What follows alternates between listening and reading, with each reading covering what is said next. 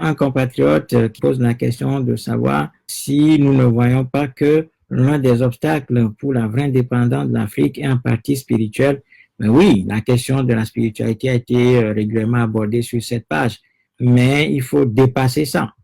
Tout simplement parce qu'il faut partir des origines des religions qui ont atteint l'Afrique. Ces religions-là sont arrivées en Afrique au travers du sabre et du fusil. Donc, c'est d'abord la conquête. Et le projet, d'une manière générale, consiste à désarmer spirituellement l'Africain, parce que le désarmement spirituel prédispose l'Afrique à recevoir la semence étrangère de manière beaucoup plus facile. Donc, les religions venant de l'extérieur ont démantelé la culture africaine, ont détruit la spiritualité africaine de sorte à préparer le terrain à la conquête coloniale dans ses dimensions économiques, politiques, scolaires et autres. Donc, une fois que l'être africain est spirituellement détruit, culturellement refait, eh bien, cet être humain devient ce que Frantz Fanon a appelé la peau noire masquée de blanc. Donc, nous avons conservé l'enveloppe noire, mais dans notre esprit, nous sommes devenus des chrétiens, des musulmans, et puis plus récemment, les assemblées de Dieu, les religions born again qui font du dégât tellement en Afrique que leur prospérité est proportionnelle à la descente aux enfers de l'Afrique. Donc, en recherchant le paradis, l'Africain se trouve plutôt en enfer et continue d'approfondir sa descente aux enfers, sans le savoir.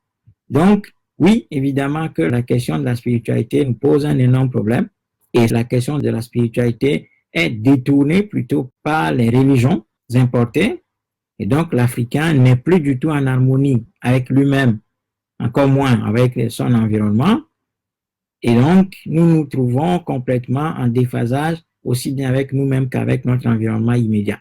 Donc nous n'avons plus prise sur notre espace, l'ayant abandonné au profit d'un paradis céleste. Et donc nous déraisonnons, nous dysfonctionnons, nous avons perdu les repères, les valeurs spirituelles africaines, culturelles sont abandonnées au profit de l'adoption d'une culture de greffe. Et les films produits aujourd'hui en Afrique, enfin depuis les années 2000, en Afrique de l'Ouest, les films nigérians ont fait beaucoup de dégâts parce que ces films montraient toujours un scénario présentant une guerre contre Satan. C'est le même scénario, quasiment dans tous les films. C'est-à-dire qu'il y a d'un côté quelqu'un qui est un prêtre ou un homme qui a acquis la religion extérieure, chrétienne notamment, avec la Bible à l'appui, et de l'autre côté, quelqu'un qui incarne la tradition africaine, faite de fétiches, de talismans et de ce qu'on appelle la sorcellerie. Et donc, à la fin du film, c'est toujours le chrétien qui finit par triompher, par détruire le mal qu'incarne la culture africaine représentée par la sorcellerie, par le sorcier et le féticheur. Donc ça, c'est quelque chose qui a fait beaucoup de dégâts également. Si bien que l'Africain est devenu un être greffé dans un environnement qu'il ne maîtrise plus du tout. Donc, nous ne sommes plus en harmonie avec notre environnement, ce qui nous empêche de pouvoir le maîtriser et le posséder effectivement, le transformer dans le sens de la résolution de nos problèmes. Donc, il faudra nécessairement que nous fassions un travail de retour vers nous-mêmes, puisque un peuple fonctionne comme un arbre, et une fois que l'arbre n'a plus de racines, ou n'a plus ses racines fixées au sol, ben, il finit par s'étioler et mourir.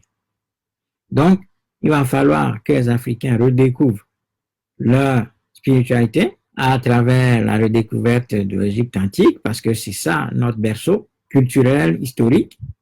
Et à partir de là, nous pouvons espérer revivre et maîtriser notre espace pour pouvoir avancer. Donc, nos racines, nous devons les redécouvrir, les faire revivre pour pouvoir nous ancrer effectivement sur notre espace territorial dans l'expectative de pouvoir aller de l'avant et produire des fruits qu'il s'agit de renouer le contact avec la matrice africaine, de renouer le contact avec nous-mêmes, de renouer le contact avec notre environnement, de renouer le contact avec nos ancêtres, de renouer le contact avec ce qui est considéré faussement comme des fétiches en Afrique, comme le diable.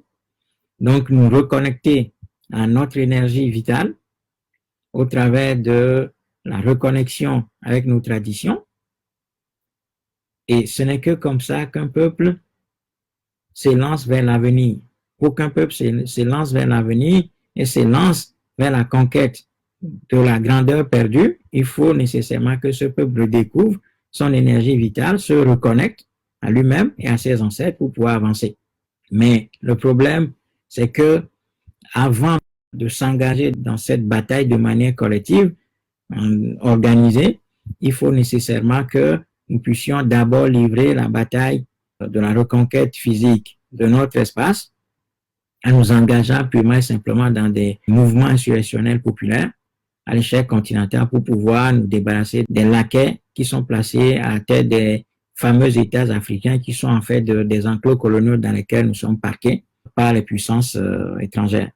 Donc, c'est d'abord ça. Après ça, nous pourrons refaire notre religion, nous pouvons refaire notre spiritualité, nous pouvons refaire notre culture, nous pouvons rebâtir une économie, nous pouvons rebâtir une histoire, nous pouvons rebâtir une langue, nous pouvons rebâtir une école, nous pouvons rebâtir une économie qui fonctionne et nous pourrons véritablement être partie du monde duquel nous sommes exclus en tant que peuple depuis longtemps.